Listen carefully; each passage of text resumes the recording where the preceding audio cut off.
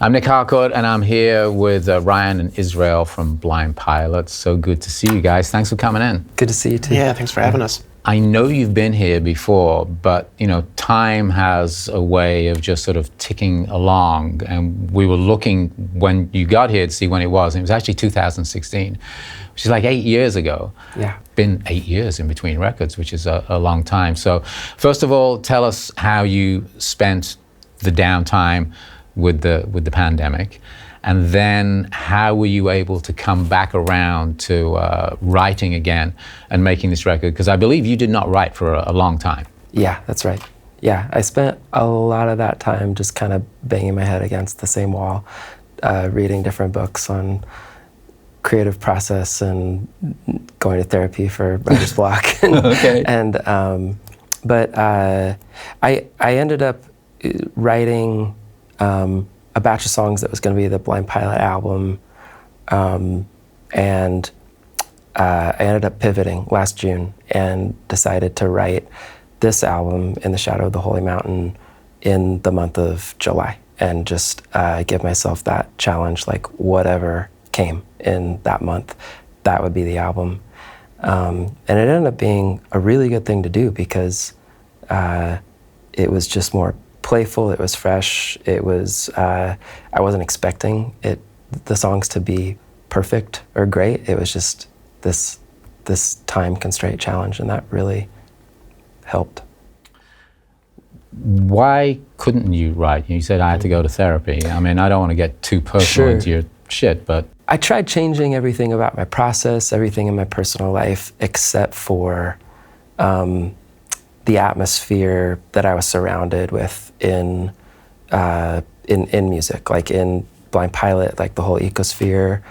And there were just things that we had to talk about and just get straight with and be honest, and just to see each other with that clear sight again. And when I focused on that, things really shifted. It was all of a sudden, okay, songs want to come again into this atmosphere.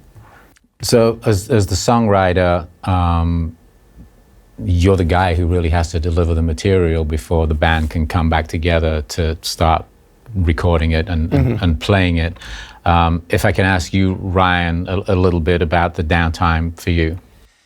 Yeah, I mean, it was a good little bit there. And before this band started, I was mostly focusing on painting, which is what I went to school for. And so I sort of focused back on painting for a while, continued to play music, and just not in this setting. And that was, in a lot of ways really, really great for me to revisit that thing that is deeply personal to me as well.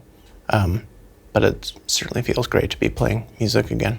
Right. So when you sort of stop and you put a band on hold, essentially, everybody is doing their own thing, because we're all individuals with our own lives outside of whatever job we have, I hope, you know. Yeah. And once you had sort of pushed through that block and written these songs, then you have to reconvene and decide what's next, where are you going to record them? And I know that, we had this conversation before we started talking. You guys live in Oregon, right? Most of us, yeah. Right. Yeah, I live in Tucson, Arizona now. Okay. Yeah. I also did that in the time, moved you to did, the desert. Right. Yeah. Interesting, because we were just talking about the desert as opposed to the mountains, which is a whole other interview. But you decided to record in upstate New York. Yeah. In the Catskills, in a studio that I know very well called Dreamland. That's so cool, that studio. Oh, yeah, it's a beautiful place. It actually was very active when I first lived there 35 years ago or whatever, and then it was closed for a long time, and then I think they sort of gradually brought it back online. Why did you pick that place to record? And maybe you could tell us a little bit about the producer that you decided to work with. Did he have something to do with picking the spot to record? Yeah, we got in touch with Josh Kaufman, who produced 2 records. Well, yeah, who produced this record, and he said that his favorite place to record is Dreamland. So, And he was really cool about the initial meeting. He said, well, you never know if you are gonna vibe. Why don't you just fly out to New York and come visit me at home, and we'll play some music in my garage studio. And it was very much like his home base in upstate New York and his people. Right. So he just like took care of that, and he chose the studio. There's a certain amount of trust that you have to put in somebody when you make that choice. Is that something that was easy to do? Was it really based on the vibe? It really was. Yeah, we hit it off right away on that first visit. I love his approach. He seems to always be searching for the deeper truth of what the song wants to be. And he has this crazy knack for finding it and asking you to explore along the way to find it. And I knew that the band would like that. Worked out so incredibly well. I mean, he was such a dream to work with, and Israel had gone out there before the whole band went out there, and he just came back. I could just see how happy he was about the experience. And so, often we would all like meet with the producer, or at least like the two of us would meet with the producer, but this was sort of seemed really clear. So I just trusted Israel's opinion on that, and it worked out. Just a couple of his credits include the National and the War on Drugs. How significant is it to you when you decide to work with somebody who else they've worked with? Really big. Yeah, I mean, I think it's the only way to get a sense of their creative taste and what they like, what appeals to them. Bonnie Light Horseman was I just totally fell for them, and that's his project. So that was why I asked. So tell us about the studio. It's a converted church. I remember from my time there when I was sort of a guy with a man with a van kind of thing, and I would load people in and out of there before I got a real job on the radio. Well, if you can call it a real job.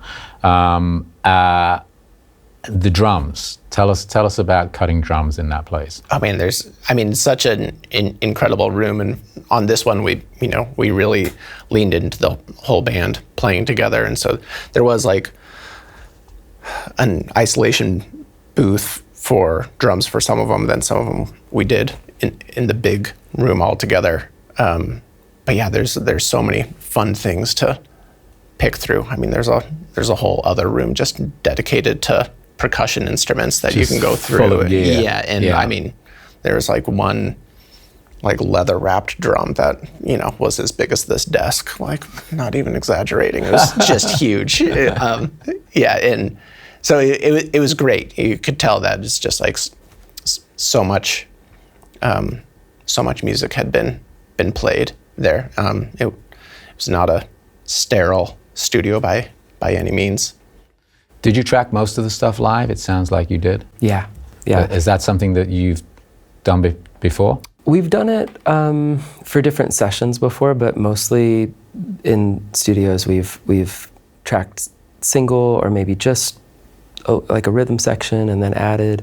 Josh's approach was so exploratory, and so just, okay, let's hear the song how it is. Can you guys all try changing this and adding that? And so it really worked to, in that moment of exploration, we would hit upon a take, and then that would be the take. He was also playing with us, so it wasn't like we were in the room and hearing things through the headphones of what to do. It's like that energy. There was no barrier at all, which was great. Yeah. How long did it take you to cut it? How long were you there? 8 days. We were there for a couple of weeks, but the recording time was 8 days. Right, so a week of sort of setup and running through stuff, and then like a solid week of just tracking everything. Yeah, which was really pretty fast. Pretty quick. Yeah. So Josh works with Dan Goodwin, who is an amazing producer and engineer. So he made it really fast. It was like he was always one step ahead. We just set up and went. So the live thing has always been a big part of you as a band. Yeah. I know you love playing live, and you're just sort of about to get out there. In fact, obviously, when people see this, you'll have already played the show you're playing in Los Angeles tonight. But actually playing the music live as you were recording it and now getting ready to take it out, how does that feel? That's sort of like, that's the real fun part, because the songs continue to evolve a little bit, like when we start getting the energy from the audience, and of course, like once they start to learn the songs. And I feel like we've been really lucky to have an audience that likes to sing along, and so I'm really excited to play these songs once people actually start to connect with them in their own time. And we rehearsed back in Oregon, and then now we're out there, and you start to hear things where like maybe it could get another little lift in the live setting. And so the songs sort of continue to just get better and better. So how would you describe this collection of songs? We live in a time where not a lot of people make albums. I mean, they'll make a collection of songs and release them. Here's a dozen songs as an album. But it sounds like you made an album. And you had to go through some stuff to get the songs. So how would you describe this collection?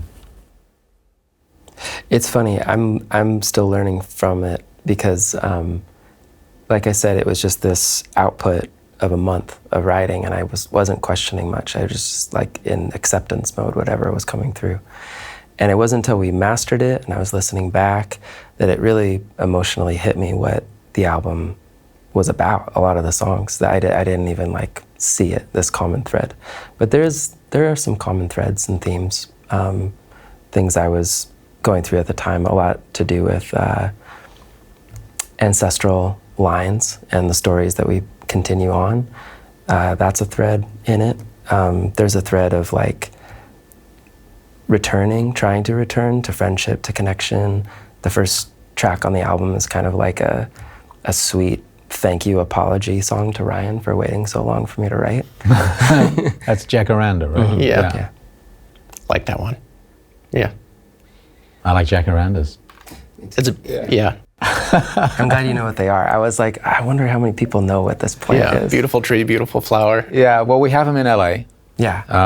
And I lived in Brisbane in Australia, which every October is just purple, which is how I sort of discovered them. But anyway, that's the name of the song. But again, you're talking about a couple of the themes. Anything else? Those are the biggest ones that hit me right now as I'm listening back. Yeah. Well, looking forward to seeing you guys. I won't be there tonight, but I know that you're coming back through Southern California again in November. The album comes out in August, correct? And thank you so much for coming in and playing for us again. Time flies, but the music always remains. And we're so glad to have you back with a new record. Thank you so much. Thanks for having us. Yeah, absolutely. Great to see you guys. Thanks so much. Thanks. I think we should shake hands. Yeah. Thanks. Cheers, guys. Thanks, Nick.